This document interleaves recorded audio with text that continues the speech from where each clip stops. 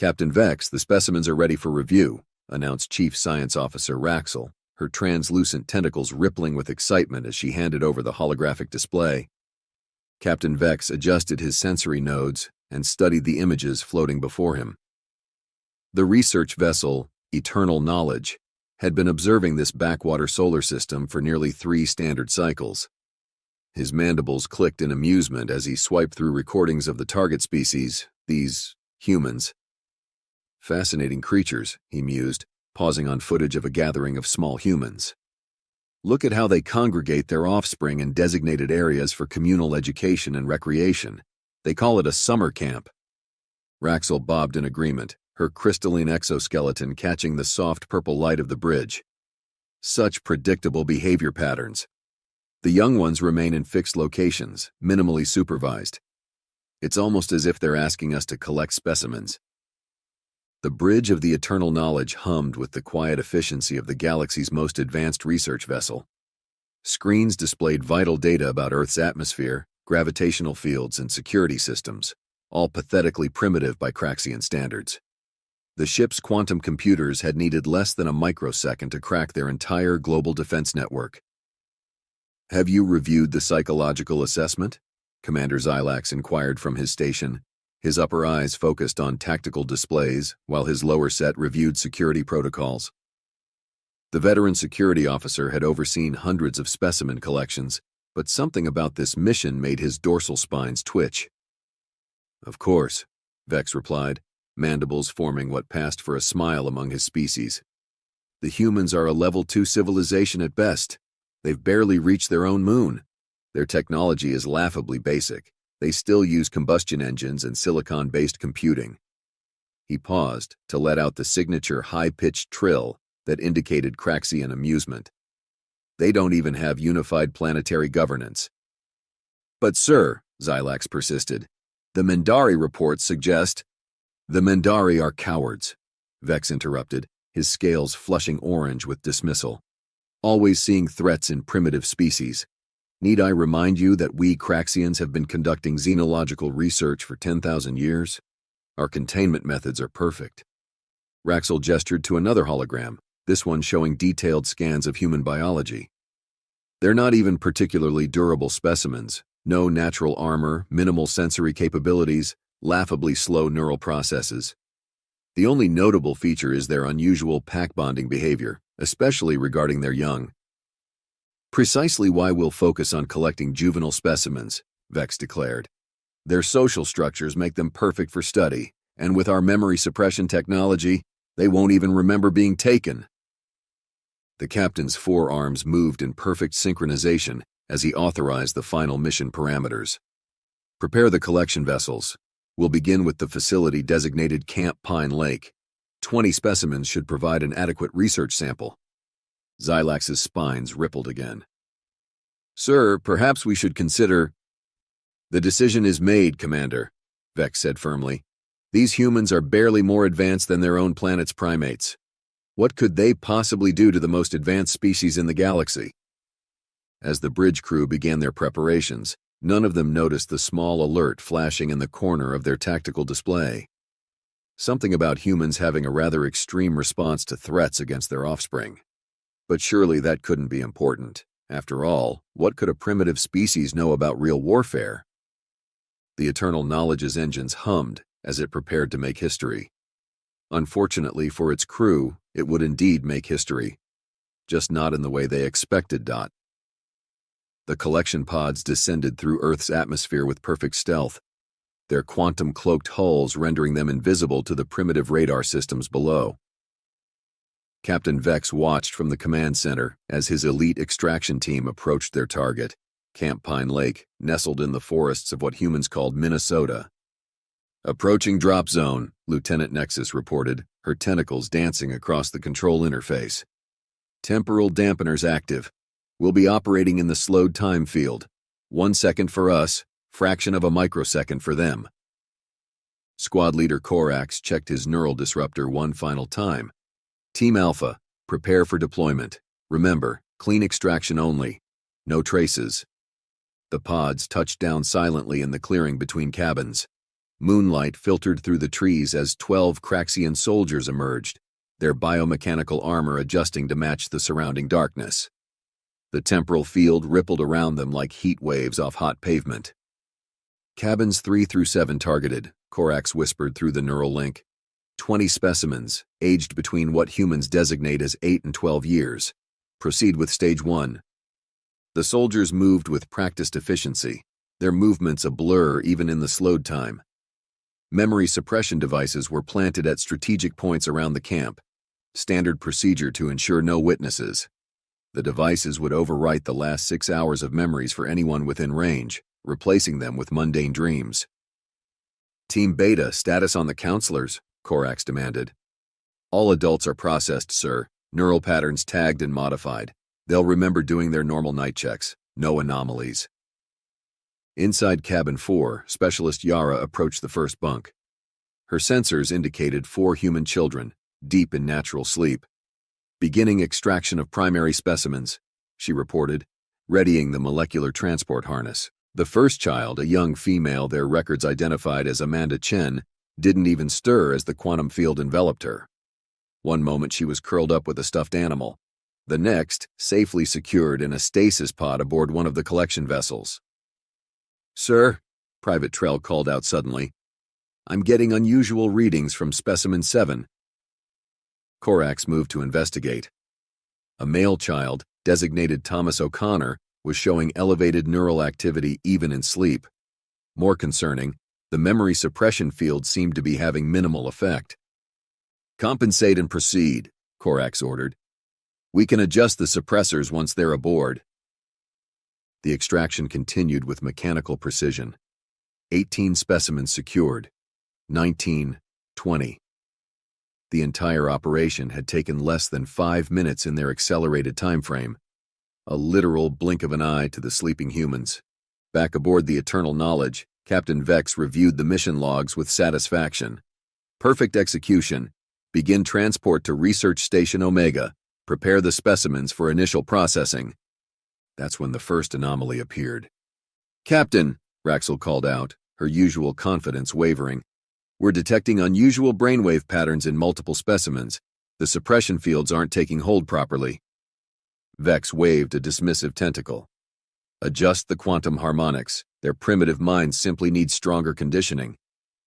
Sir, another technician interrupted.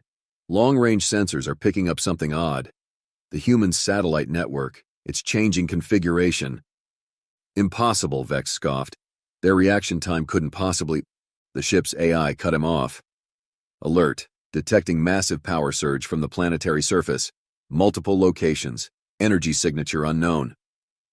In the specimen containment area, Thomas O'Connor opened his eyes. The stasis field should have kept him unconscious. The memory suppressors should have left him confused and compliant. Instead, his gaze was clear and focused, and he was smiling. You really shouldn't have done that, the boy said, his voice carrying none of the fear a primitive species should show. They're already coming.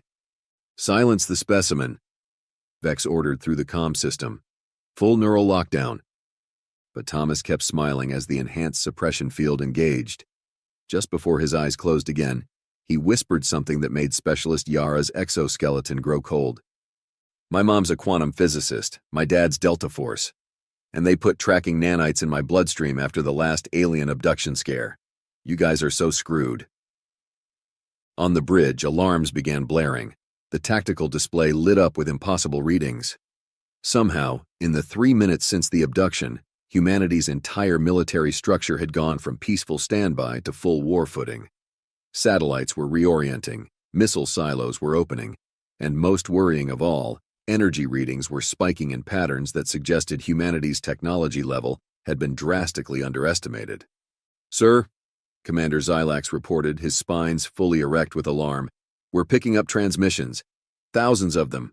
They're not just military. Civilian channels, emergency broadcasts, something called Amber Alerts. They already know the children are missing. But the time dilation field, Vex protested. The memory suppression. It's impossible. Captain, Raxel interrupted, her tentacles writhing with anxiety. You need to see this. It's feeds from their global information network. They're They're all saying the same thing. The main screen filled with messages from something humans called social media. Millions of posts, all with the same hashtag, all spreading at impossible speed. The Eternal Knowledge's engines fired up, preparing for emergency quantum transit. But as they engaged, Vex had the sinking feeling that it wouldn't be nearly fast enough. He'd wanted to study humanity's response to threats against their young.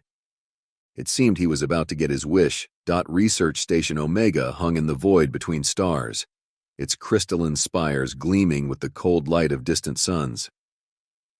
In the primary observation chamber, Chief Science Officer Raxel watched the specimens with growing unease. "Report," Captain Vex demanded, his scales shifting to a troubled purple. "They're cooperating," Raxel said, puzzled. "Too much. Look at specimen 12, Madison Brooks. She's teaching the others some kind of organized physical routine. They call it cheerleading." Through the quantum glass, they watched as Madison led the other children in synchronized movements. The specimens had been awake for 6 hours, and rather than showing fear or confusion, they seemed to be organizing. "The memory suppression definitely failed," Raxel continued, "but they're not panicking. It's like they're waiting for something."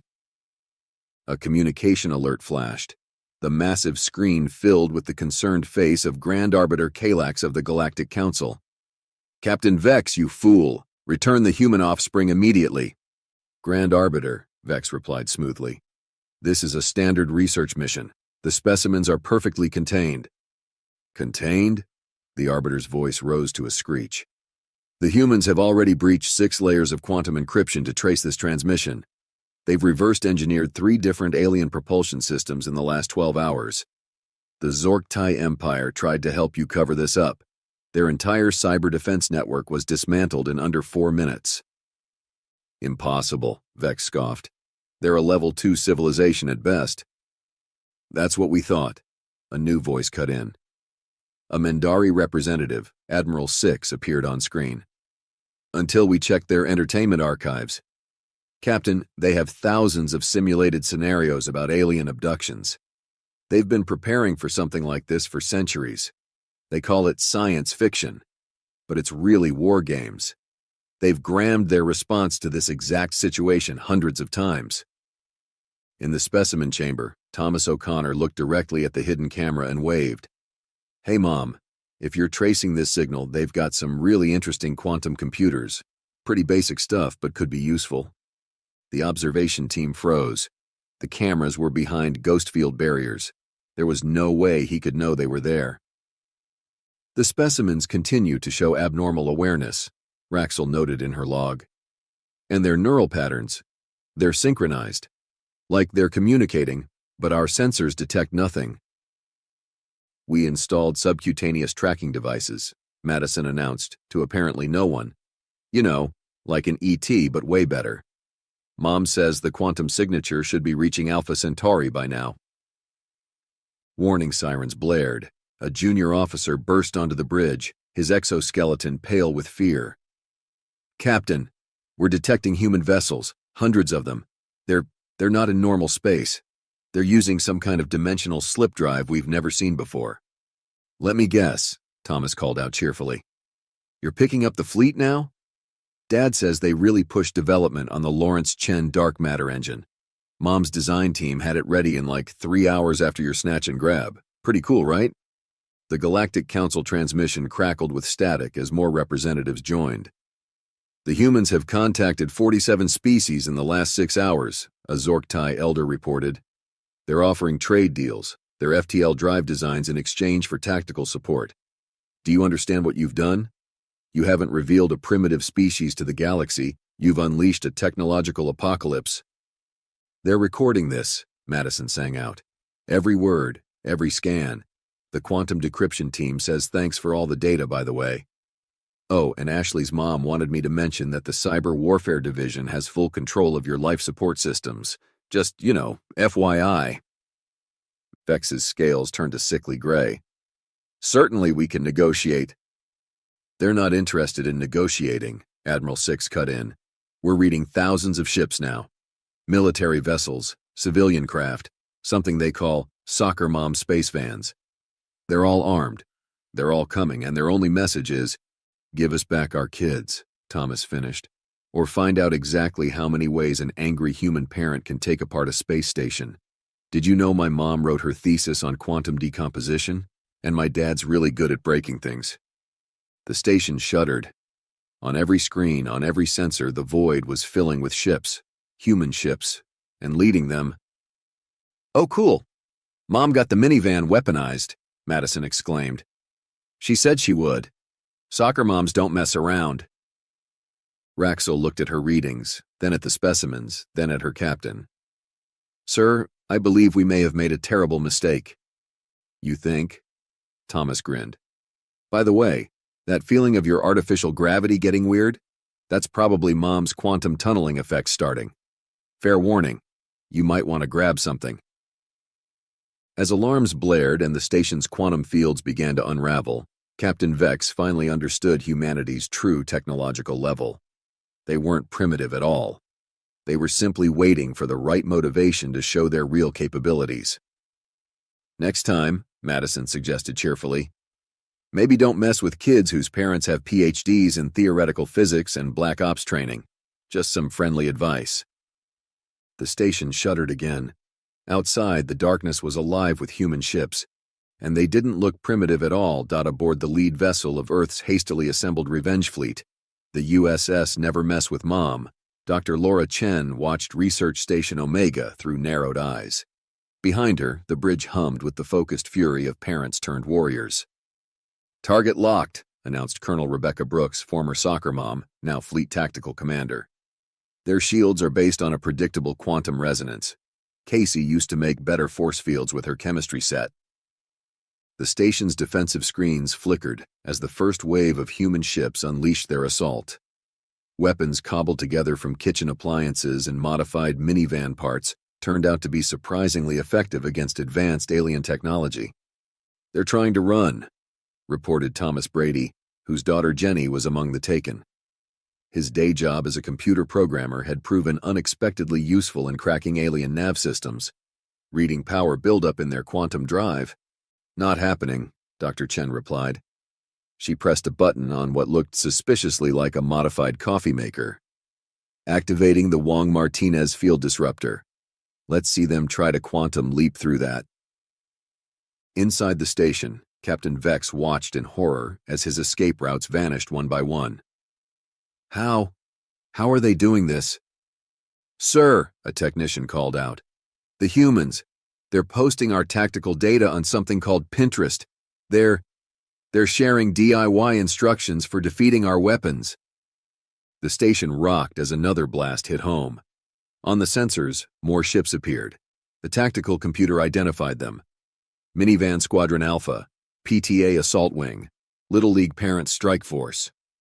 "The Davies-Peterson quantum torpedoes are ready," Captain Michael O'Connor reported from his ship, the Dance Recital Revenge.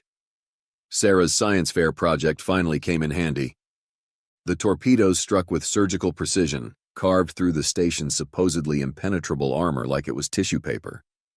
Vex watched as compartment after compartment was systematically stripped away. "They're not trying to destroy us," Commander Xylax realized with growing dread. "They're dissecting us, learning as they attack. Every weapon is a prototype, every hit a data point. Honey, could you move your ship 3 degrees to the left?" Laura Chen's voice came through on all frequencies. "You're blocking my quantum scanner's view of their power core." "Thanks."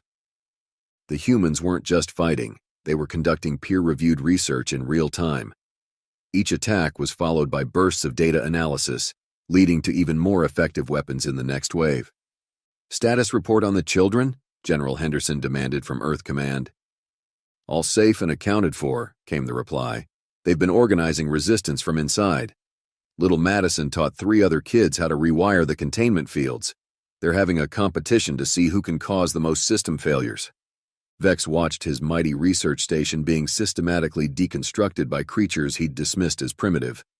Their ships moved with impossible coordination, their weapons evolved with terrifying speed, and worst of all, they seemed to be enjoying themselves. "Look, honey, I reversed the polarity on their shield generator. Dr. Chen's voice echoed through the compromised comm system. Just like in that show you love watching. That's great, dear, her husband replied. Remember, we have dinner with the Andersons at 7. I'm just going to finish destabilizing their quantum core. The station's AI sparked and died as 3 different computer science parents uploaded viruses they'd written on their lunch breaks. Life support flickered as a high school science teacher's modified electromagnetic pulse took out the backup systems. And through it all, the children kept providing intelligence from within. Mom, they're trying to reroute power through the auxiliary conduits. Madison's voice rang clear through the chaos. The access panel is right behind the thing that looks like a lava lamp. Thanks, sweetie. Don't forget to brush your teeth. As his command center crumbled around him, Captain Vex finally understood. He hadn't captured specimens from a primitive species. He'd taken the children of Earth's brightest minds, its fiercest warriors, its most resourceful protectors. And in doing so, he'd given humanity a reason to stop playing nice. We surrender, he broadcast on all frequencies. Oh, that's adorable, Rebecca Brooks replied. You think we're done learning about your technology? The last thing Vex saw before the final systems failed was a new message spreading across human communication channels. #Parent-Teacher Conference. Somehow, that was the most terrifying hashtag yet. The Galactic Council chamber erupted in chaos as the human delegation made their entrance. Dr. Laura Chen strode in, flanked by Colonel Brooks and Captain O'Connor, their hastily designed spacesuits somehow more advanced than anything the Council had seen before. You can't be here, Grand Arbiter Kalak sputtered. This is a restricted chamber. Our security systems were designed by the Zorkti, Laura interrupted, pulling out what appeared to be a modified tablet. My book club reverse-engineered their entire network last Thursday, between chapters. Great book, by the way. Anyone read The Art of War? The chamber's quantum screens lit up with footage from across the galaxy. Craxian research bases falling one by one, their technology systematically dismantled by determined parents and upgraded minivans. Each defeat added to humanity's growing arsenal of understanding. The Craxians violated our children's safety, Rebecca Brooks announced. We took that personally, very personally. A Mendari representative floated forward. But this goes beyond simple revenge. You're revolutionizing space travel.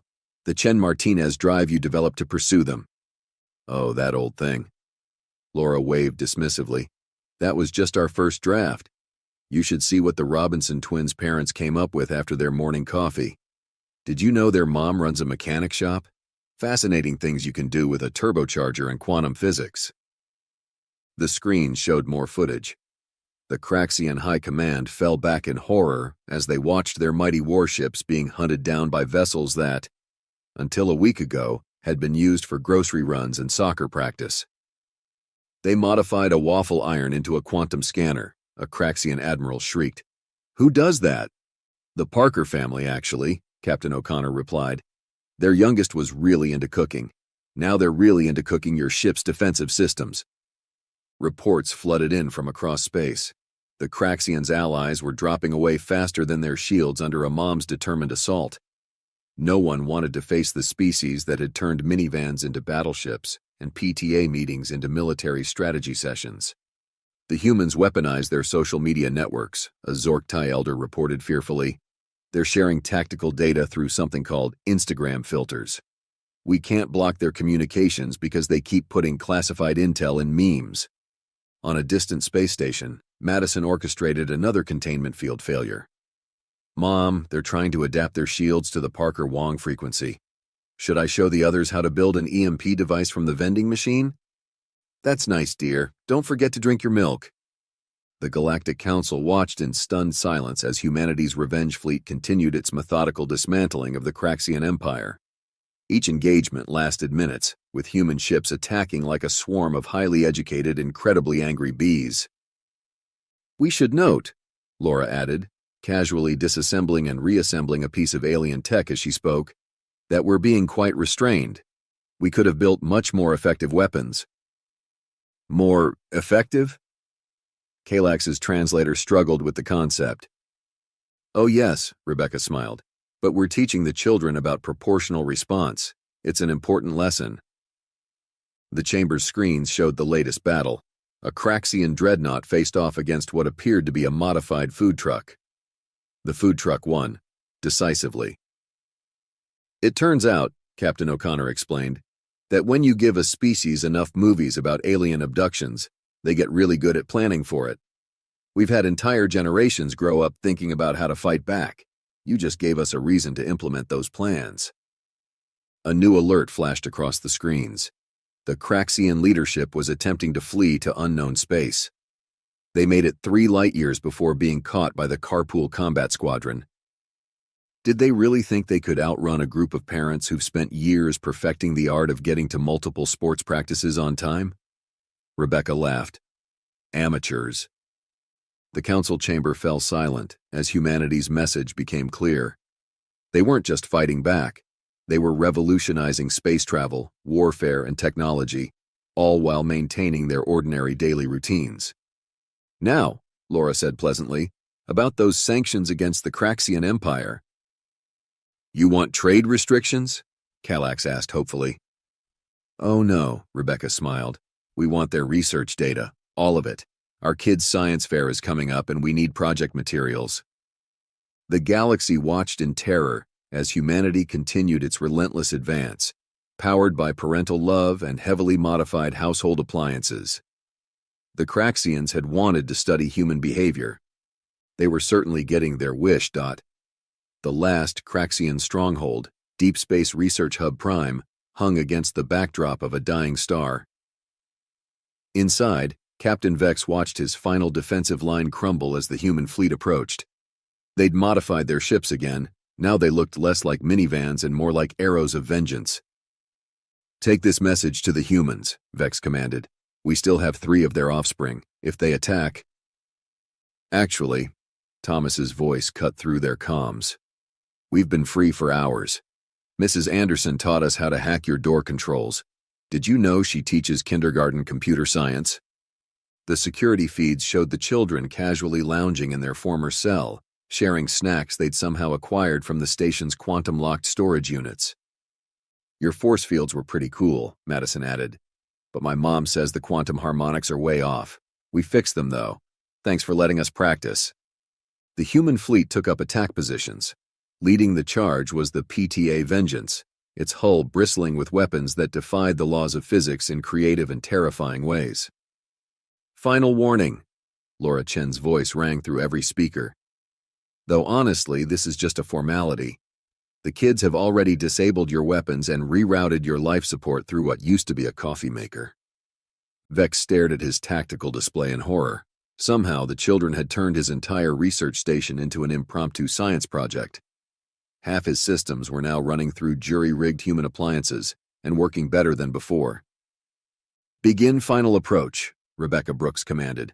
Soccer Mom Squadron, take point. Band Parents Brigade, cover our flanks. Remember, we have piano lessons at 6. The station shuddered as the first wave hit. Precise, controlled bursts that systematically disabled every defense. The humans weren't just attacking, they were conducting a masterclass in efficiency. Mom, Thomas called out. We rewired their quantum core like you showed us. Mrs. Wilson says it's much better than her son's science fair project from last year. The rescue teams breached the hull with surgical precision, led by parents who'd spent years perfecting the art of getting to multiple events on time. They moved through the station like a well-choreographed dance recital, if dance recitals involved dismantling advanced alien technology. I found the snack storage, Ashley announced proudly, and I organized it by nutrition content just like Dr. Brooks showed us. Captain Vex watched his mighty research hub fall to an army of determined parents who'd somehow turned their everyday skills into weapons of war. The physical education teacher who'd transformed emergency evacuation into a perfectly executed relay race. The librarian who'd cataloged and archived every piece of Craxian technology for future reference. Remember, kids, Laura called out as she casually disabled the last security system with what looked suspiciously like a repurposed toaster. What do we learn from this? Don't mess with Earth, the children chorused back. The station's surrender was logged, documented, and filed in triplicate. courtesy of Madison's dad, the accountant who'd turned out to be surprisingly good at organizing space battles. As the families reunited, surrounded by the wreckage of the galaxy's most advanced research facility, Captain Vex finally understood the truth. He hadn't been defeated by Earth's military, or its technology, or even its weapons. He'd been defeated by soccer moms, dance dads, and parent-teacher conferences. And somehow, that was so much worse. The Galactic Council's emergency session was standing room only. Species from across the cosmos gathered to witness the signing of the Don't Mess with Human Kids Act, universally dubbed the fastest-passed legislation in galactic history. In the front row, Madison and Thomas shared quantum candy with their new alien friends, occasionally offering helpful suggestions about improving the Council Chamber's outdated technology. As our final act, Grand Arbiter Kalax announced, we officially recognize Earth as a Level 7 civilization. Oh, that won't be necessary, Laura Chen interrupted, not looking up from her tablet where she was casually rewriting the laws of physics. We're quite happy being underestimated. Makes soccer season more interesting. The Craxians, now restricted to a single star system, watched in horror as humanity casually revolutionized galactic society. Their research data had been thoroughly peer-reviewed by the PTA, their technology improved upon by book clubs and bowling teams. We did learn one thing from this experience, Rebecca Brooks addressed the council. Our kids' science fair projects are going to be amazing this year. Across the galaxy, species rushed to update their threat assessments of Earth. The final report was simple. Do not engage. They turned minivans into warships and parent-teacher conferences into military operations. Their response to any threat against their young can best be described as enthusiastically excessive. As the Chen family headed home in their now heavily armed minivan, Thomas looked up from his homework, advanced quantum mechanics, with a side of alien linguistics. Hey, Mom, he asked, can we stop for ice cream? I promised to show Madison how to convert the sprinkle dispenser into a portable wormhole generator. Laura smiled. Of course, honey. Just remember, no creating singularities before dinner. In the depths of space, the former Captain Vex stared at his final research note. Conclusion: never mistake a species' patience for primitiveness, especially if they have parent-teacher associations. The galaxy would never be the same, but carpool would still run on schedule,